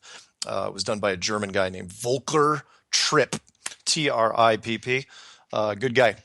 Anyway, so let's just rip through some of these. We'll just go from the top down on that list. So, predictive programming, stuff that they're putting into media that are letting you know that something is coming when it comes to this flat Earth stuff. And we'll stop to, when we get to something interesting. Hunger Games, of course, multiple movies there. The Signal, kids being abducted and put into a sort of a terrarium thing. The Truman Show, obvious, the fact that, a person could be raised from birth and live in a flat, domed enclosure and never know it. In fact, if it wasn't for the production mistakes, as I mentioned in the clues, he would have never found out. That movie would have just run on. He would have had kids, and that kid would have been part of it. Dark City, of course, we already talked about. The Village, M. Night Shyamalan movie. Again, not an enclosed structure, but it shows you, and I talked about this in one of the clues, shows you what can be done to people to fool them. All you need is children. That's the big thing. If you have children born into any system, you can tell them anything you want. In that case, they were born and into a system where they were told they were living in the 1840s or 1850s, and that was their life in Upper Pennsylvania. But you could have told them, you could have made a soundstage out of ancient Rome or Greece or the middle of Russia. You could have done anything you want. You can put kids into any environment. They are going to believe. They're empty vessels. They're going to believe what you tell them. As long as they don't figure it out for themselves, as long as they don't find the inconsistencies like we have been finding as of late, why would they know any different? And the point there was The Village was that you didn't even need technology. You didn't even need a dome structure. In fact, that was a cheap way to do it. It just put people in a wildlife preserve. It was a piece of cake. And I think they said they even made sure that planes wouldn't fly over the village. Yeah. They made sure that planes wouldn't were rerouted. They had enough money that they could do that. That, in fact, most of their money I think was bribing political officials to keep this thing. And the whole goal was to keep the people innocent, to keep them from becoming like the outside world, which where you and I are now. Well, like you said, we have enclaves like that in America with the Amish and maybe a few others. Yeah. Oh yeah. Yeah. If something bad happens, I joke about the Latter-day Saints and Jehovah's Witnesses, but really, the people that'll do pretty well for the most part, at least until they're overrun by, the gun-toting meat eaters that we are, is the Amish. Because nothing, like an EMP hit the Amish. What's going to happen to them? Nothing. Good point. They're going to be walking around just like looking at people, hands in the air, screaming. They're going to be looking, peasants. Logan's Run.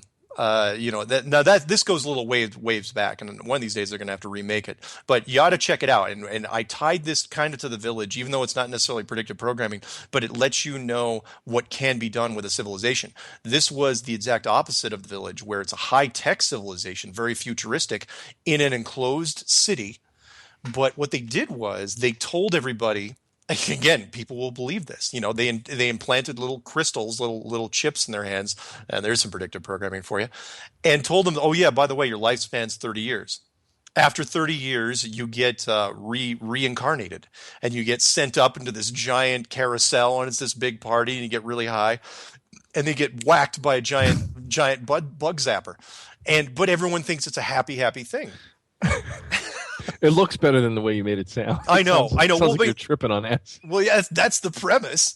I mean, that's the whole concept. But the point is after a few generations, once you tell once the population, it's ingrained. It's like, look, you not only can you tell them where they live or what year it is, but you can also tell them everything about themselves. In this case, they told them that, oh yeah, by the way, you only live 30 years, and after that, you're dead. And the reason behind that was, and I actually thought it was as far as utopian societies go, pretty clever, because what that does is if the population never gets above the age of 30, it reduces healthcare costs almost down to nothing. And dental costs and all this stuff. Now you have to throw in a couple, some eugenics to make sure, you keep other problems, any birth problems out of the way. But for the most part, they had created a utopian group that was, sustained for only 30 years. But like any movie, it has to have its dark side, which was there's some people that didn't buy into it. There's some people that says, no, I cannot die at age 30. Not voluntarily. And they would make a run for it, which is why it's called Logan's Run. Because Logan, the anti-hero of the movie, he didn't buy into it either. He realized that basically machines were running the system. The giant computer system was controlling how everybody lived. So interesting. The Maze Runner we talked about, the 13th floor, and the Matrix. We'll lump those two in together, and that is a virtual reality. Now, I don't necessarily buy into that much, because I think because with the Matrix and the 13th floor, you run into certain problems. So like if everybody's plugged into the Matrix or the 13th floor, if somebody had like a weird heart attack, they would just drop dead on the street, no matter what age they were. You know what I'm saying? There'd be some weird little glitches, which is they talked about a little bit in the Matrix, how there were glitches here and there. But again, a completely enclosed system you couldn't get out of. Everyone's looking, for the way out, the meaning of where they were. So, Tron, we looked at that one. Again, an enclosed system, very similar actually to the Matrix and the 13th floor or the Star Trek holodeck. The only difference was with Tron is that you weren't plugged in. You weren't in two places at once. You weren't lying in your bed and still in the Matrix. In Tron, you were physically transferred to the Matrix. Another interesting one, which I really enjoyed, and I don't know how many people have seen it, was Vanilla Sky. In fact, let me find out. Do you remember what year that was? 2001. That's a weird movie. That is a weird movie. Really, really weird movie. Directed by Cameron Crowe, and with Tom Cruise and Cameron Diaz and Penelope Cruz, and great cast. But it started out as kind of a weird, you find out slowly that something is happening to this guy's life, but by the time you get to the end, you really find out it was another Matrix situation where he voluntarily went into a controlled reality where he was, very rich and powerful and good looking and, had all these great perks, but things were going wrong. And eventually he had to make the choice. I thought that was very, very interesting and very telling at the end, where he had to make the choice of, do I stay and, live, keep living out my life, in this virtual reality, or do I leave and take my chances outside? And interesting flick. Kurt Russell was the psychiatrist in that. Oh, that's right. Remember that? And where again, and the NPCs, the players, the people, he was the only real person in that thing. That was the other part of it. But the characters believed they were real for the most part. That part on that famous scene on the roof where wait, Kurt Russell. Do you mean the guy who played the Big Lebowski? No, that's John. Wait. Hold on a second. No, wait. no. Who did you say Kurt Russell was? Kurt Russell was the psychiatrist in Vanilla Sky. Oh, I'm sorry. You're thinking of the dude. Yeah, I'm out of it. No, it's Are you all right? Yeah, no. Oh, yeah, no. You're not drinking again, are you? No. All right. I haven't had my coffee. Oh, okay, good. It's because you can't get ready because we have another show after this. I know. I'm sorry. He'll be ready. I swear to God, he'll be ready. And when you get punchy, you know how that goes. Yeah. That's gonna go well. We're just gonna tear these guys up. So, another one, Pleasantville, another great little one. In fact, what year was that? Pleasantville with Tobey Maguire. I just saw that recently. Yeah, Pleasantville was worked on so many levels. 1998. Tobey Maguire, Jeff Daniels. Who was the girl? Reese Witherspoon, Joan Allen, William H. Macy. Great cast. Don Knotts. Oh my God, Don Knotts made an appearance in that. That was great. Where it was sort of like a pseudo Matrix 13th floor thing, where they were in an enclosed system, and they were trapped there, against their will, and they were trying to get out. Can I say something now? No. Yes. You know what I hate about all these movies, whether it's predictive programming or not? What? Which most of it is. Yeah. They all have definitive boundaries or parameters to which they box our minds. Yes. To make us think about whether it's the Tron world, whether it's the Truman Show world, whether it's the Dark City world. They're all definitive architectures in our brain. Yeah. Okay. Yeah. Now, The Matrix introduced something new, which I've been analyzing in movies, and it's similar to that movie, The Host, with Diane Kruger. Yeah. Okay. It's that, what if we're slowly being taken over by something else or something more? Yeah. And what they're doing is really it's not about the human race surviving to a certain date, like the 2012 prophecy that came and failed. Yeah. Or the return of Jesus, or whatever you want to believe, whatever future event. Yeah. But that they're basically trying to buy as much time as they can to execute their final plan. Yeah, I could see whatever that. Right, and the Matrix kind of introduced that first idea when Agent Smith said to Morpheus, he says, "This isn't the first time. This is basically this isn't the first pass at this. We've tried this several times, and we focal pointed your timeline to this. The highlight of your, what would he say? The peak of your civilization. Yeah, yeah. That was the simulation that was running in the Matrix. Yeah. But it could have been, 2240, it could have been 2680. It didn't matter. What I'm saying is, at a certain point, once we're taken over, God forbid, by a host or singularity, the whole concept of time goes out the freaking window. Oh, yeah. Yeah. And then the question is, when did you actually subvert us? Yeah. Yeah, exactly. In fact, there was a thing that came out recently where a guy was saying that, and I thought it was very interesting, that actually it wasn't the year 2015. It was actually 1015. And that somewhere along the line, 1,000 years was introduced, and our timeline was accelerated artificially, and implanted memories, basically implanted history, to where it was just written into books, and there was this massive thing of time where it's in the books somewhere, but nobody has there's no personal recollection of it. Right. And if I say one more thing with that, those things were also hinted at in Dark City, definitely The Signal. Yep. And even The Matrix, in that when the good guys won at the end, it wasn't like, all right, we all go home and rebuild and there's a continuity of the timeline again. It's like, no. In the Dark City, like, you're floating out in space, you're stuck. In The Signal, you're floating out in space, you're stuck. In The Matrix, oh hell.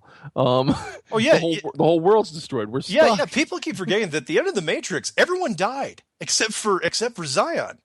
You know, that pretty much the surface, and you don't know how many people they isolated, from, because they were all taken over by Agent Smith, and then they were self-destructed. But anyway, let's rip. I'm sorry, go ahead. No, it's okay, because the next one you actually like, the Adjustment Bureau from 2011, which is basically us. That the entire world, now they didn't say whether the world was enclosed or if it was a sphere, but the fact that the entire world was running on a game plan, that everything was structured, everything was laid out, and our entire history was dictated by a higher group that was looking over us called the Adjustment Bureau. And for people who haven't seen that, that's 2011 with Matt Damon, Emily Blunt. Great movie. Yeah, great movie. Great little take. Oh, and Zod made an appearance on that, and I can't remember his name off the top of my head. I can't remember. Shoot, that's okay. We'll come back to it.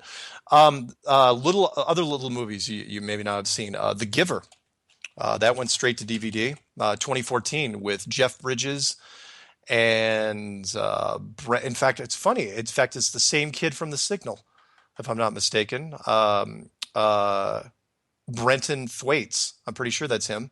Oh. Alexander Skarsgård, Katie Holmes. You know who also made a cameo appearance in that, by the way? Taylor Swift. Yeah? Yeah. She played a music teacher in it. Go figure. She's kind of delving into it a little bit. Huh. Yeah, I know. So again, The Giver. If you haven't seen that, and most people I know haven't. 2014. Look it up. Straight to DVD movie. Well, she had dark hair. You're right.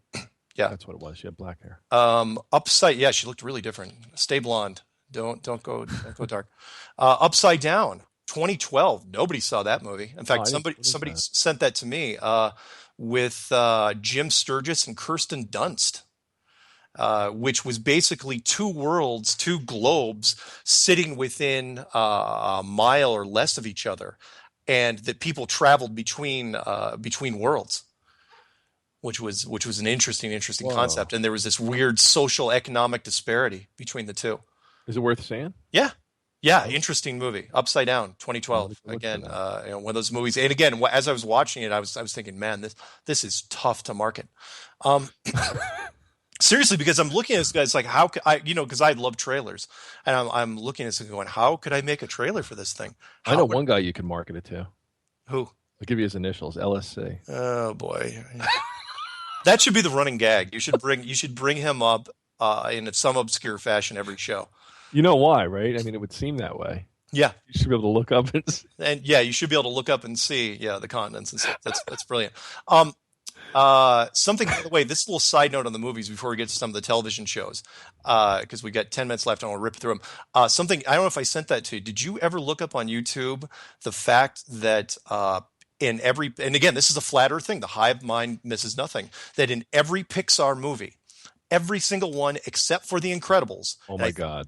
There is a pizza truck that drives through, and the pizza company is called Pizza Planet.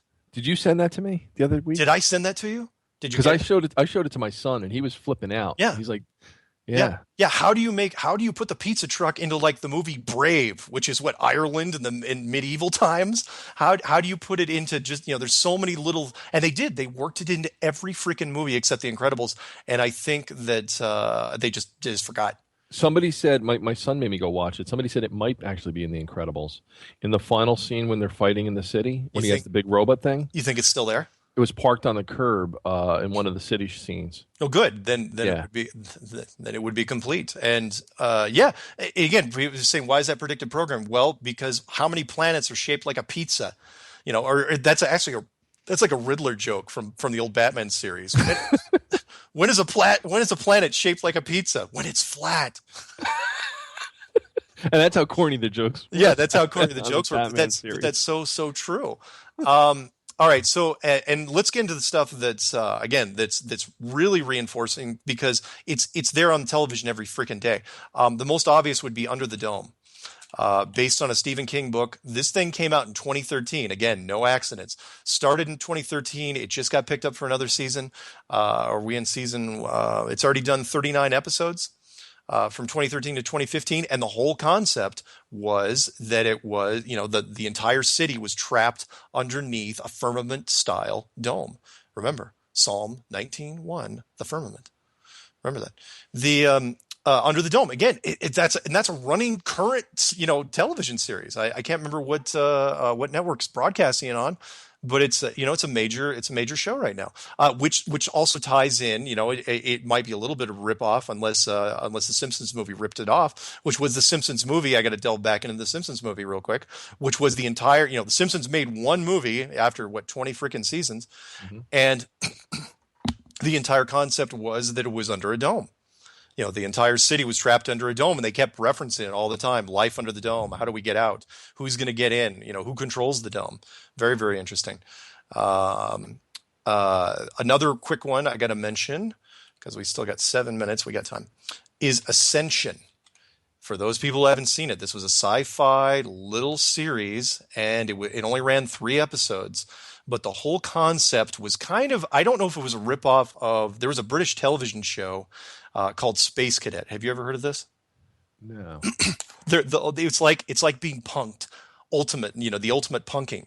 And that is, you train people to be astronauts, and then you put them in a capsule, which is actually a simulator, and you jostle it, and you make all the noises and everything, and you make them think that they actually were sent into orbit, and you watch their reactions. Oh my God. I know. It's like, and then of course you can mess with them if you wanted to, have little minor failures, like, so, oh, look, life support's going down, stuff like that. And I thought that was kind of a cruel punk. I don't like practical jokes anyway. But the bigger version of this was a sci-fi series, 3 episodes, TV miniseries called Ascension in 2014. And the whole concept was, you didn't know this going in, but I'll tell you this because, again, it's still fun to watch. And that is, you're following this giant spaceship that's going through deep space. And there's there's hundreds of people on it. And it's this 50-year mission. It takes so long, because we don't have warp drive or anything, so long to get from one place to another that that families are born and people, live and die and that whole thing. And then you realize, like the second episode at the end of the second episode, that the ship is still on Earth. And what they did was they built 2 giant planetariums around it. And controlled, and they were monitoring the entire thing, and the whole it was a government plan to see how people dealt with deep space. It was like a test mission, but you didn't tell the subjects it was a test, and it was brilliant. It just goes to show. In fact, I used one of those clips in one of the beginning of my episodes where the guy was saying, everything from the stars in the sky to the flushing of the toilets, we control it all. We have to make sure that it's perfect, because the second they don't believe it is the second this thing falls apart. And that's interesting. Remember that gentleman I told you I met on the way to LA a couple months ago, and what he was working on out in the desert? Yeah. It was the world's largest plane. I think he said it was like they were attaching 3 747s together. Yeah. And I never followed up and called him. And then after I saw what you sent me about the woman floating, and she may have been in a plane in one of those negative G-force falls. Yeah. With the hair permed. Yeah. I'm thinking maybe they're upping their game and they're making this plane so that it can look like a bigger space station for a Mars mission. Yeah, that would be a good idea because everything you send into space right now, again, not an accident, is only as wide as a commercial jet airliner.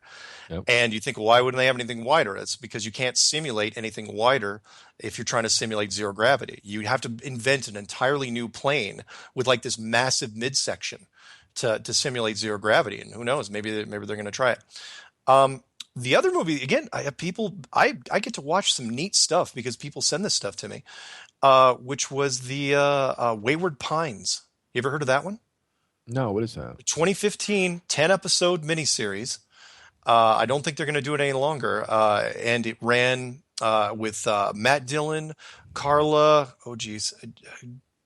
Gugino. Yeah, I like her. Yeah. Oh yeah, she's something.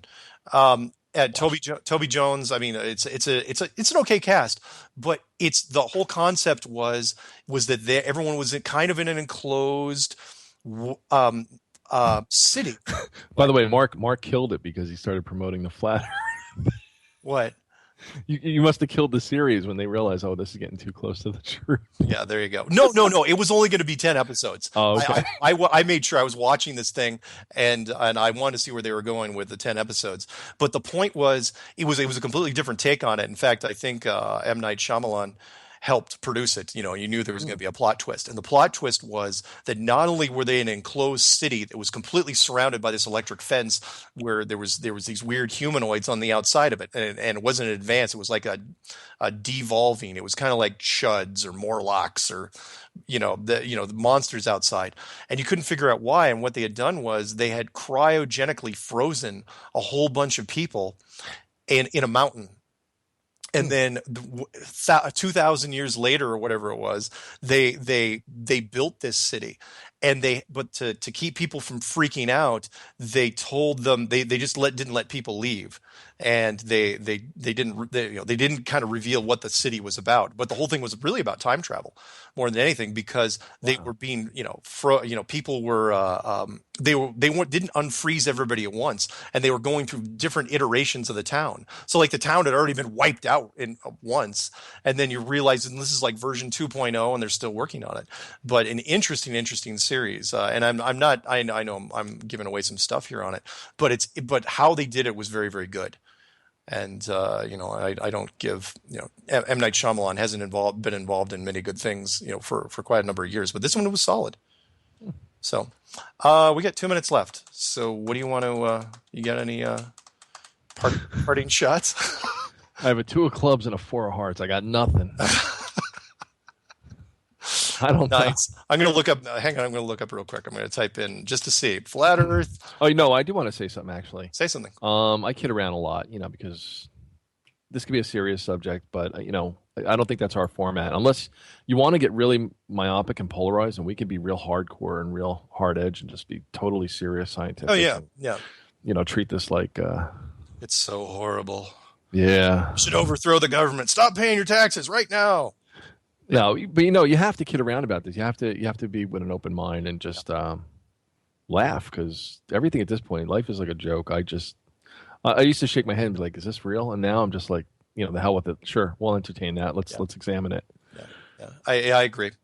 And yeah, we do joke around, but at the same time, yeah, this is a serious topic, but it's so big and it gets laughed at so much that we can't help but laugh with it sometimes. And I got like 30 seconds, but I want to mention this because there's a new debunker, that has come on with a whole bunch of followers, and he's got like 20,000 followers. And I just like to say, I'm not going to mention him by name, but it's like, look, thanks for bringing the exposing your followers to the flat Earth thing. You've just converted a bunch of them without even knowing it. And again, it just keeps happening over and over again. Look, all you're doing is you are shooting arrows into a bonfire, and you're just making it bigger.